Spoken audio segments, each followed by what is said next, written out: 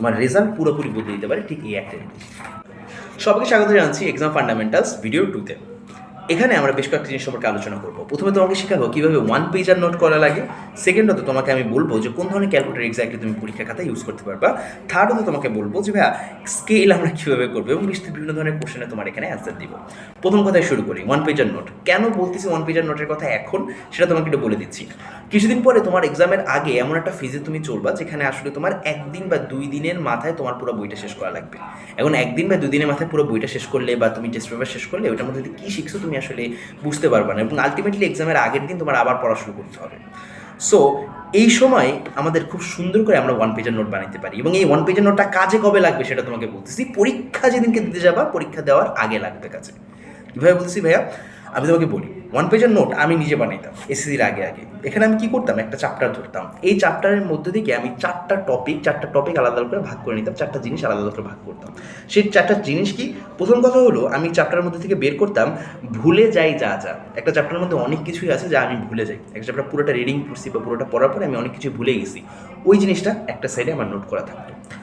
এরপরে আমি ওই পেজের মধ্যে আবার লিখতাম ভুল করি যা যা। এই চ্যাপ্টার থেকে আমি বিভিন্ন সময় পরীক্ষা দিছি, বিভিন্ন সময় ক্লাসে ভুল করছি, বিভিন্ন সময় আমি হয়তো বা নিজের অজান্তে প্র্যাকটিসের সময় ভুল বের করছি যে আমাদের এই জিনিসটা বারবার ভুল হচ্ছে, টিচার ভুল ধরে দিয়েছে, এই সমস্ত ভুল আমি ওই চ্যাপ্টারের মধ্যে রেখে দিই একটা পেজের মাঝখানে।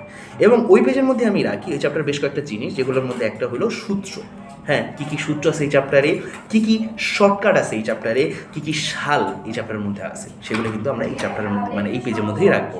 এবং ফাইনালি এই পেজের মধ্যে রাখবো কোন কোন টপিক লিস্ট যেটা আসলে আমাদের মানে পরীক্ষায় আসে। তুমি এখন প্রত্যেকটা চ্যাপ্টারে তোমার যেহেতু পড়া হয়েছে তুমি জানো এগুলো কি। আমরা একটা পেজ নিব এরকম করে, পেজ নেওয়ার পরে আমরা সেটাকে মাঝখানে এভাবে ভাগ করবো। মনে রাখবা শুধুমাত্র এক পেজের উপরে আমরা সমস্ত কিছু লিখতেছি। আমরা যখন একজনকে নিজেকে জোর করবো যে এক পেজের মধ্যে সমস্ত কিছু গুছায় নিয়ে আসতে, তখন এই জিনিসটা আমাদের মাথার ভিতর অনেক বেশি গেঁথে থাকবে। আমরা এই পেজের মধ্যেই আমরা 4টা ভাগে ভাগ করে আমরা প্রথমেই লিখবো যে আমরা ভুলে যাই যা যা এই চ্যাপ্টারের মধ্যে, তারপরে হলো ভুল করি যা যা, এরপরে 3 নম্বরে হয়ে যাবে আমাদের সূত্র, হ্যাঁ আমাদের শর্টকাট এবং আমাদের সালগুলো, এবং 4 নম্বরে আমাদের এই চ্যাপ্টারে আমাদের যেই টপিকগুলো আছে সেই টপিক লিস্ট। আমরা যখন পরীক্ষার আগের দিন ঠিক এই এক পেজ নিব এবং আমরা চিন্তা করব যে হ্যাঁ এই টপিকগুলো আমরা ভুলে যাচ্ছি, সেটা আমরা জানা হয়ে গেছে। আমরা এই চ্যাপ্টার থেকে এই জিনিসগুলো ভুল করি, সো সাবধান। হ্যাঁ, আমরা এই চ্যাপ্টার থেকে আরও জেনে নিব যে আমাদের এই সালগুলো আছে, এই শর্টকাটগুলো আছে, এগুলো যেন মানে এমসিকিউতে ইউজ করতে পারি বা এগুলো যেন সিংশুয়ালি ইউজ করতে পারি। আমরা এই চ্যাপ্টার থেকে আরও জেনে নিব 4 নম্বরে যে টপিক লিস্টগুলো। একবার যদি টপিকগুলো দেখি কোনো একটা চ্যাপ্টারে, আমরা নিজেরাই রিভিশন দিতে পারবো নিজেদের মাথার ভিতরে যে এই টপিকের সম্পর্কে আমি কী কী জানি, এই টপিক সম্পর্কে আমার সব কিছু ক্লিয়ার আছে কিনা। পরীক্ষার আগে আমরা যদি এই একটা পেজ যদি আমরা দেখি তাহলে আমাদের টোটাল রিভিশন কিন্তু হয়ে যাচ্ছে। সো ওয়ান পেজ আর নোট বানানো তোমাদের জন্য অবশ্যই প্রত্যেকের জন্য এখনই জরুরি, কারণ এখনই লাস্ট টাইম। এখনের মধ্যেই তুমি যদি বানায় ফেলতে পারো তাহলে পরীক্ষার আগে তোমার ভাইয়া বিশ্বাস করো পরীক্ষার আগে অনেক বেশি হেল্প করবে এই একটা জিনিস। তোমার রেজাল্ট পুরোপুরি বদলে দিতে পারে ঠিক এই একটা জিনিস। এরপরে আসি ক্যালকুলেটর, তাই না?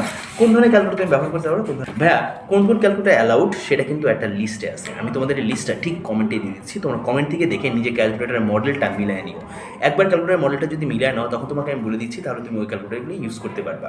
সোজা কথা ভাইয়া, নন প্রোগ্রামেবল ক্যালকুলেটর। তুমি যদি গুগলে যায় তোমার ক্যালকুলেটরের মডেলটা লেখো, তাহলে ওটা যদি বলে গুগল যে ওটা একটা নন প্রোগ্রামেবল ক্যালকুলেটর, তাহলে কী হবে ভাইয়া, তাহলে ওই ক্যালকুলেটর তুমি ইউজ করতে পারবা।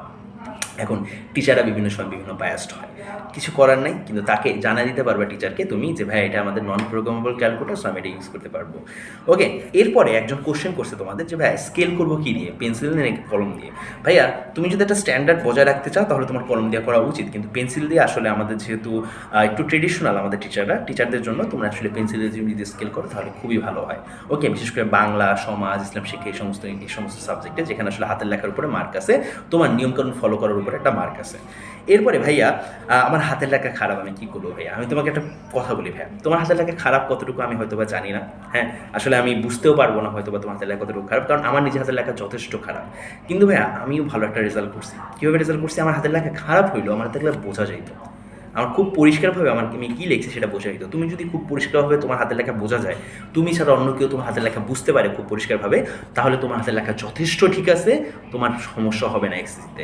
তাও বলছি, তুমি যদি এক্সট্রা কোনো ট্রেডিশন মানে এক্সট্রা যদি কোনো ইনসেন্টিভ নিতে চাও বা এক্সট্রা কোনো ধরনের স্টেপ নিয়ে নিতে চাও যাতে তোমার হাতের লেখার জন্য ভালো মার্ক পাও, সেজন্য আমি বলবো যে ভাই গ্যাপ দিয়ে লিখবে, ঠিক আছে? আর এই গ্যাপ দেওয়ার বিষয়টা আমি নেক্সট ক্লাসে কিন্তু খুব সুন্দরভাবে মানে নেক্সট ক্লাস বা নেক্সট যে ভিডিওটা থাকবে আমাদের ফান্ডামেন্টালস 3, এখানে আমি সুন্দর করে বলে দেবো তোমাকে। তারপরে আমাকে অনেকে বলো যে ভাইয়া আমার না চিত্র ঠিক মতো আমি আঁকতে পারি না, বিশেষ করে বায়োলজিতে এই জিনিসটা হয় যে ভাই আমি চিত্র ভালো করে আঁকতে পারি না, ফিজিক্সে অনেক সময় হয় ভাই গ্রাফ ঠিক মতো আঁকতে পারি না।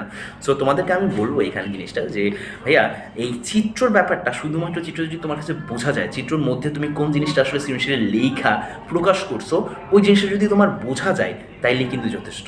ফর এক্সাম্পল, একটা হার্টের চিত্রের মধ্যে তোমার যদি অলিন্দ কোনটা এবং তোমার কোনগুলো আসলে আমাদের হয়তো শিরা উপশিরা এগুলো যদি বোঝা যায় তাহলে কিন্তু যথেষ্ট। হার্টটা তুমি কত সুন্দর রাখলা এটা কিন্তু আসলে অত বেশি ম্যাটার করে না।